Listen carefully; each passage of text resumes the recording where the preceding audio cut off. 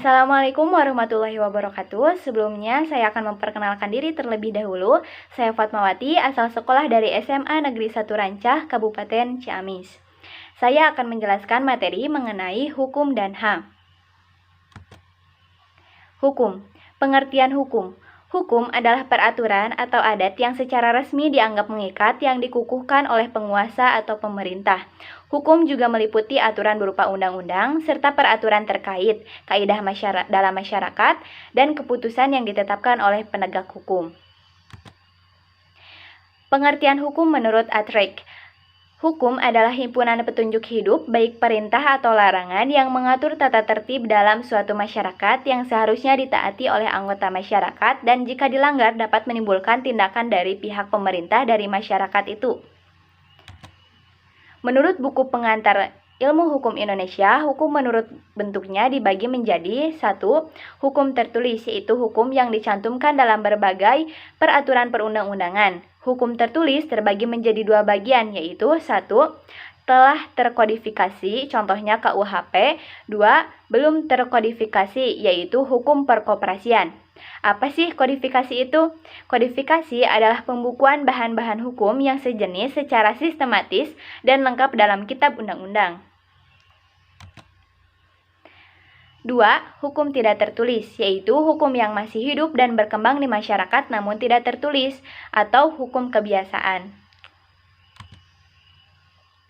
Contoh hukum tertulis dan hukum tidak tertulis. 1.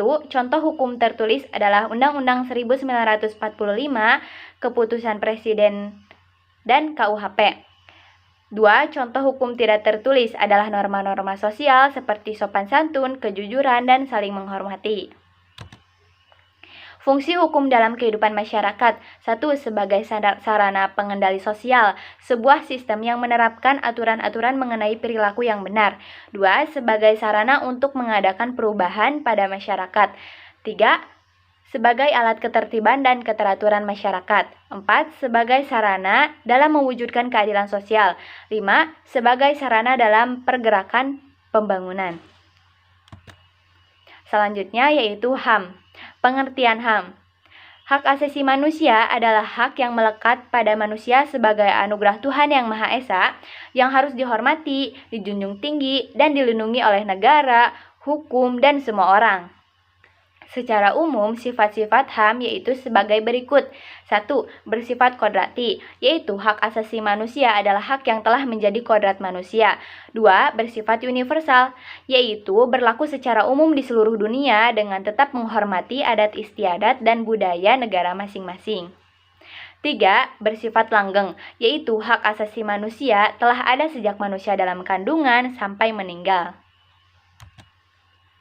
Jenis-jenis HAM.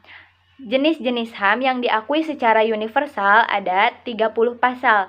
Di antaranya seperti kebebasan dan kesetaraan, HAM untuk semua, hak atas hidup, keamanan dan kebebasan, hak untuk bebas dari perbudakan, hak untuk bebas dari tindak penyiksaan, dan lain-lain.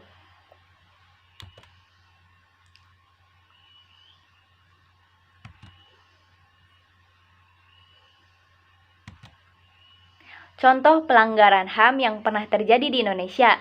Yang pertama ada tragedi 1965 yaitu pembersihan komunis yang menyebabkan jutaan orang tewas dan ditangkap tanpa proses hukum yang adil.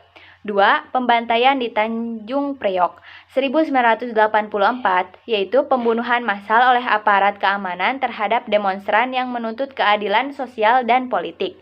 3. Konflik di Aceh, yaitu pada tahun 1990-an hingga 2005, yaitu ada konflik di Papua. Dan kasus-kasus pelanggaran HAM lainnya seperti pembunuhan aktivis hak asasi manusia, diskriminasi terhadap minoritas, dan kekerasan terhadap perempuan dan anak-anak. Penerapan hukum dan HAM. Contoh penerapan hukum dalam kehidupan sehari-hari. Yang pertama, patuh terhadap aturan lalu lintas saat berkendara seperti menggunakan helm, mempunyai SIM, dan lain-lain. 2. Menghormati hak milik orang lain dan mengikuti hukum tentang pencurian. 3. Mentaati peraturan dalam tempat kerja seperti jam kerja dan tata tertib kantor. 4. Menjalankan kontrak sewa atau pembelian rumah termasuk pembayaran sewa atau cicilan tepat waktu. 5. Patuh terhadap peraturan di sekolah atau perguruan tinggi. Peran dan tanggung jawab individu dalam penegakan hak asasi manusia atau HAM diantaranya: 1. Pemahaman, memahami HAM dan menghormatinya. 2. Mendukung upaya-upaya untuk memperjuangkan dan melindungi HAM. 3. Pelaporan, melaporkan pelanggaran HAM kepada otoritas hak asasi manusia. 4. Pendidikan, meningkatkan kesadaran tentang HAM di antara masyarakat. 5. Aksi langsung, terlibat dalam aksi-aksi langsung atau kampanye untuk menegakkan HAM dan melindungi individu yang terancam. Upaya yang dapat dilakukan untuk mencegah terjadi pelanggaran HAM. 1. Pendidikan dan kesadaran. Meningkatkan kesadaran masyarakat tentang hak asasi manusia melalui pendidikan dan kampanye sosial. 2. Penegakan hukum yang tegas. Memastikan bahwa pelaku pelanggaran HAM diadili secara adil dan tegas sesuai dengan hukum yang berlaku. 3. Pelatihan dan pendidikan aparat keamanan. Melakukan pelatihan secara berkala kepada aparat keamanan agar memahami dan menghormati hak asasi manusia dalam pelaksanaan tugas mereka. 4. Keterlibatan masyarakat sipil, menggalang dukungan dan partisipasi aktif dari organisasi dan individu di masyarakat untuk memonitor dan melaporkan pelanggaran HAM. Sekian materi yang dapat saya sampaikan. Mohon maaf apabila ada salah kata. Terima kasih. Wassalamualaikum warahmatullahi wabarakatuh.